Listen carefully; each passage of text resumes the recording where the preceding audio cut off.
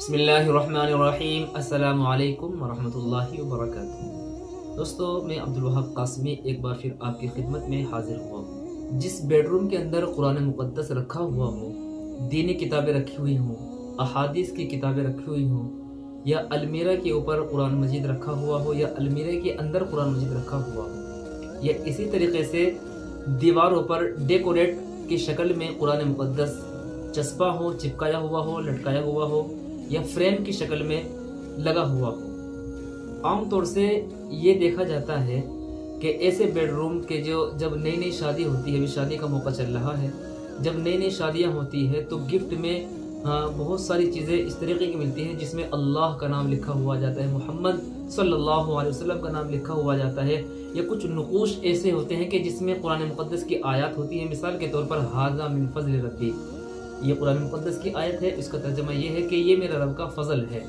یا اسی طریقے سے سورہ اخلاص، قل هو اللہ احد اللہ الصمد لم یلد ولم یولد ولم یکن له کفوا احد، سورہ کوثر، سورہ فاتحہ، یا اسی طریقے سے جو ہمارا کعبہ ہے، بیت اللہ شریف ہے، اس کی تصویر بنی ہوئی ہوتی ہے، مسجد حرام کی جو شکل ہوتی ہے، جو تصویر کی شکل میں وہ بنی ہوئی ہوتی ہے، یا ایسے ہی مسجد نبوی کی جو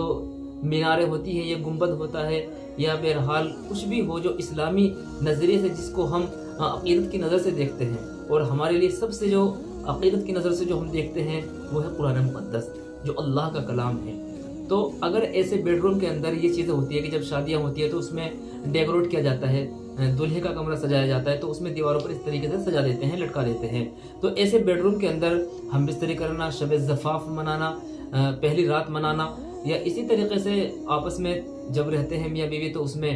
ہم بستری، تو ظاہر سی بات ہے ہم بستری بھی ہوتی ہے، تو کیا ایسا کرنا شرعاً جائز ہوگا یا نہیں، اور شرعی اعتبار سے کوئی گناہ تو نہیں ہوگا؟ اس کے بارے میں آج ہم بات کرنے والے ہیں۔ دیکھیے، بڑا ہی اہم مسئلہ ہے، اچھا ٹاپک ہے، تو اس کے بارے میں یہ جان لینا چاہیے کہ یہ بالکل حرام تو نہیں ہے۔ یعنی اگر کسی کمرے کے اندر، بیڈ روم کے اندر، المیرے کے اوپر یا المیرے کے اندر یا دیوار پر سامنے لٹکے ہوئے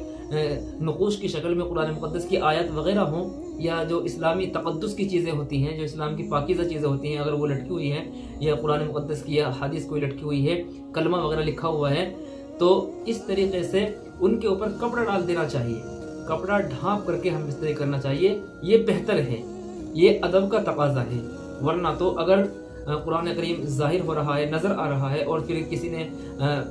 ناگہانی میں، یعنی اس کو پتہ نہیں ہے، اچانک سے اس نے ہم بستری کر لیے، قرآن مقدس سامنے رکھا ہوا ہے، تو بہرحال یہ ایسا کرنا جائز تو ہے، لیکن ادب کے خلاف ہے، صحیح طریقہ نہیں ہے۔ مسلمان کی شان یہ نہیں ہے، مسلمان کی شان جو ہے وہ شرم و حیا والی شان ہے، اور ادب سے ہی انسان بڑا بنتا ہے، سنت کے قابل بنتا ہے، سنت کو زندہ کرنے والا بنتا ہے، اور جب سنت کو زندہ کرے گا پھر وہ قرآن پر عمل کرے گا، اسلامی تعلیمات پر عمل کرے گا۔ لہٰذا ایسے بیڈ روم کہ جس میں قرآن مقدس وغیرہ رکھے ہوئے ہوں، تو ان پر کوئی کپڑا، کوئی چادر، یا ان کو چھپا کر کے رکھ دینا چاہیے، بھلے ہی اس بیڈ روم کے اندر ہو، اور وہاں پر ہم بستری کرنا جائز ہے، لیکن کھلے طور پر، ظاہری طور پر اس طریقے سے نہیں ہونا چاہیے، سامنے لٹکا ہوا نہیں ہونا چاہیے، اس کے اوپر کوئی کپڑا وغیرہ ڈال دینا چاہیے۔ تو یہ تھا آج کا ہمارا مسئلہ۔ امید ہے بات آپ کی سمجھ میں آ گئی ہو، کہ آپ کے بھی کوئی مسائل ہو، کوشچنز ہو، کمنٹ باکس میں لکھ دیں۔ ملتے ہیں اگلی ویڈیو میں، تب تک کے لیے اجازت، السلام علیکم ورحمۃ اللہ وبرکاتہ۔